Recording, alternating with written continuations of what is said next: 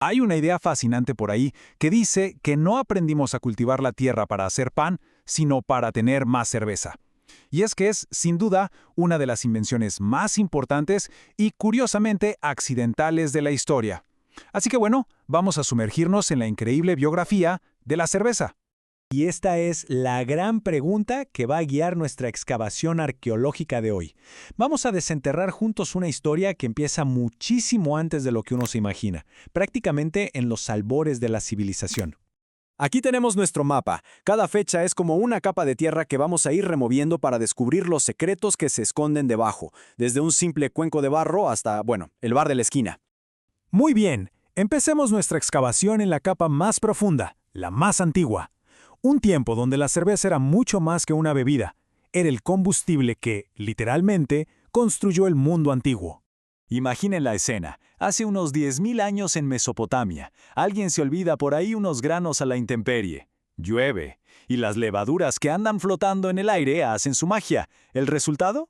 Una especie de sopa burbujeante, medio amarga, que no solo alimentaba, sino que también, digamos que, alegraba el espíritu. Y al analizar esta capa, lo más interesante es que esa cerveza no se parecía en nada a la de hoy. Para nada. Era súper densa, casi como una papilla, un alimento. De hecho, era más seguro beber esta papilla fermentada que el agua de la época, porque el alcohol mataba a las bacterias. Y para que nos demos una idea de su valor, piensen en esto. En el antiguo Egipto, la cerveza era una moneda de cambio.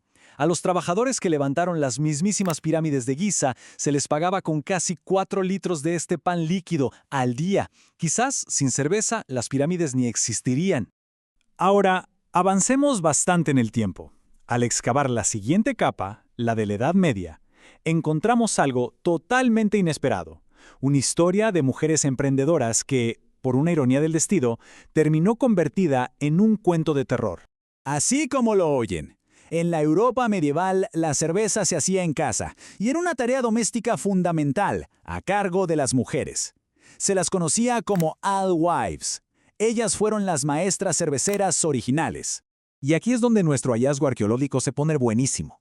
¿Cómo es posible que la imagen de una mujer trabajadora, una experta en su oficio, terminara dando origen al típico estereotipo de la bruja que todos conocemos? Bueno, la clave está aquí. Cada elemento icónico de la bruja era, en realidad, una herramienta de marketing de la cervecera medieval. El sombrero alto y puntiagudo le servía para que las vieran en los mercados llenos de gente. La escoba en la puerta era su letrero de abierto, cerveza fresca. Y el caldero humeante, pues era simplemente donde se cocinaba el producto. Así fue como una empresaria se convirtió en un arquetipo de cuento de hadas. Sigamos excavando. Pasemos a la siguiente capa para ver cómo cambia la historia.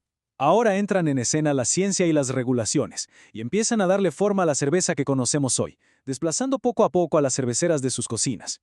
Hasta el siglo XVI, la bebida principal era la ale, una infusión dulzona que no duraba mucho tiempo. Pero algo estaba a punto de cambiarla para siempre, y crear una bebida que podía viajar, comercializarse y durar mucho más. El lúpulo. Esa fue la gran revolución.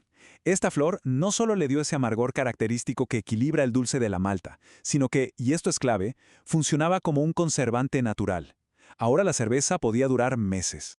Y con el lúpulo como nuevo ingrediente estrella, en Alemania se creó la que es considerada la primera ley de alimentos del mundo. La Ley de Pureza de 1516 estandarizó la producción, haciendo de la cerveza un producto mucho más consistente y confiable. La era industrial de la cerveza acababa de empezar. Y el cambio se aceleró todavía más. Dos inventos del siglo XIX lo definieron todo: el termómetro, para tener un control científico del proceso, y la refrigeración artificial. Ya no había que esperar al invierno para fermentar en frío. Y así fue como nació la lager, la cerveza rubia, cristalina, que conquistó el planeta entero. Y todo esto nos trae a la capa más reciente de nuestra excavación, el presente. Y aquí, increíblemente, la historia parece cerrar un círculo de una manera sorprendente. Después de un siglo dominado por cervezas lager industriales, todas muy parecidas entre sí, ha surgido un movimiento global que busca revivir esa diversidad y creatividad que la cerveza tuvo en sus orígenes. Los maestros cerveceros de hoy son como arqueólogos.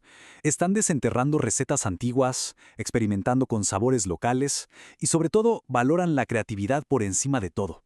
Muy parecido a como lo hacían esas primeras cerveceras en sus casas hace miles de años. El viaje ha sido inmenso, ¿no?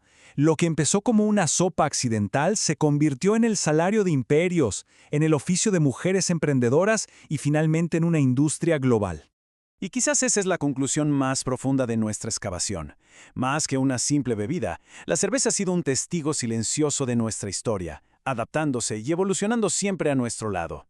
Así que la próxima vez que alguien se sirva una cerveza, del estilo que sea, estará participando en una tradición milenaria, un brindis que se extiende hasta los mismos comienzos de la civilización. ¡Salud!